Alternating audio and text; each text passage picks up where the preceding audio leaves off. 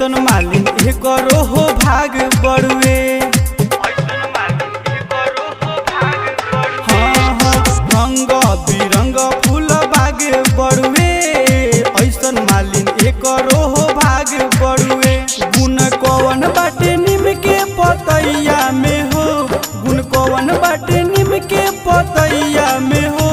फूले अढ़ौल भावे मोरी मैया के हो, फूले अढ़ौल भावे मोरी मैया के हो।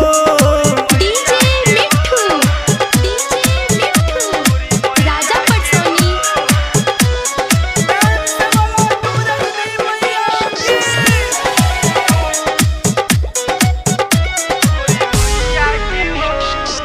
लाल पियर फूल कवन हो चमेली, भावे न मैया के कवन हो बेली।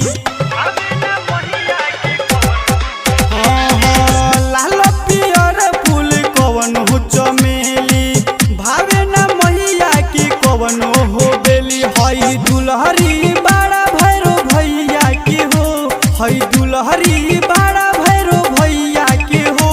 फूले अढ़ौल भावे मोरी मैया के हो, फूले अढ़ौल भावे मोरी मैया के हो।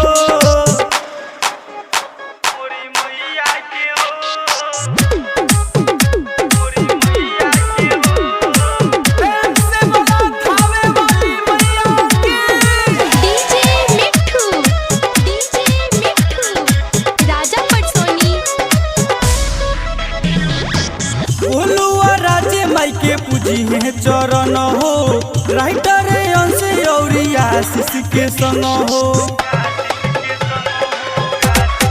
हाँ हाँ बोलुआ राजे माई के पूजी है चरण हो, राइटर अंश और आशीष के संग। झूला झूले निमिया के छैया में हो, झूला झूले निमिया के छैया में हो।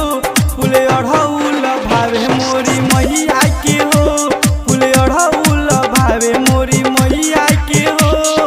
रंग बिरंग फूल बाग बड़ुए, ऐसन मालिन एकरो हो भाग बड़ुए। हाँ हाँ रंग बिरंग फूल बाग बड़ुए, ऐसन मालिन एकरो हो भाग बड़ुए। गुण कौन